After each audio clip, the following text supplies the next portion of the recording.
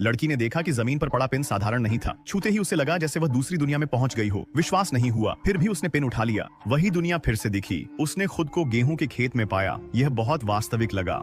कैथी को अपनी त्वचा पर सूरज की गर्मी और हवा में गेहूं की खुशबू महसूस हुई। उसने दूर एक सुंदर भविष्यवादी शहर देखा। कैथी वहां जाकर देखना चाहती थी, लेकिन तभी वह दीवार से टकरा गई और पिन गिरा दिया। वह असली दुनिया में लौट आई। वहां खड़ी भ्रमित लोग हंसने लगे और पूछने लगे कि वह दीवार से क्यों टकराई। असल में वह वहां नहीं गई थी, बस उस दुनिया को देखा था।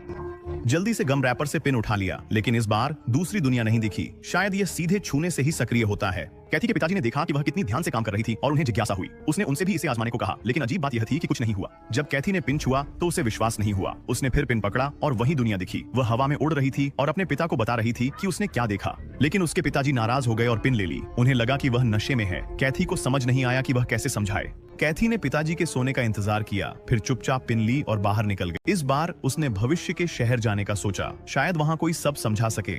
उसने पिन छूकर देखा कि वह कहां है, फिर साइकिल से शहर की ओर चल पड़ी। कैथी एक बड़े खुले मैदान में पहुंची और उसे लगा कि वह करीब है। उसने पिन छुआ और जैसे उम्मीद थी, भविष्य के शहर में आ गई। यह अद्भुत था, जैसे सपना सच हुआ।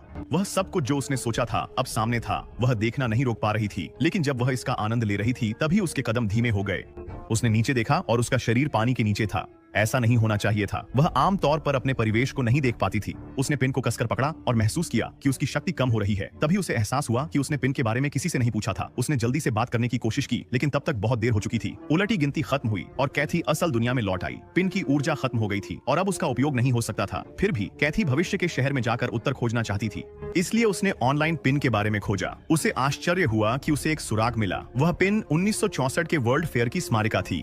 अब सिर्फ टेक्सास की एक दुकान में यह स्टॉक में था। वेबसाइट पर केवल एक ही पता था। कैथी ने अपने भाई से कहा कि वह पिताजी के साथ उसे कवर करने में मदद करे। वह अगले दिन चली गई, पर उसके जाते ही एक लड़की उसे ढूंढते हुए घर आ गई। उसके भाई ने वही बहाना दिया जो सोचा था, पर लड़की ने तुरंत समझ लिया। उसके पास सच बताने के अलावा कोई चारा नहीं था। जैसे ही उसने सुना कि कैथी कहाँ गई, उसका चेहरा बदल गया। कैथी स्टोर पहुंची और चौंक गई कि वहाँ का जोड़ा पिन के बारे में सब जानता था। उन्होंने कहा कि वे इसे रिचार्ज कर सकते हैं, लेकिन तभी जब वह बताए कि यह उसे किसने दिया, कैथी ने कहा कि उसने यह पिन बस पाया था। उन्होंने जोर दिया कि यह किसी लड़की ने ही दिया होगा, और ऐसा कहते हुए उन्होंने एक स्विच दबाया जैसे कि वे किसी से संपर्क कर रहे हों। कैथी असहज थी और वहां से जाना चाहती थी, लेकिन उसे हैरानी हुई जब जोड़े ने अचानक खिलौना बंदूक निकाल ली।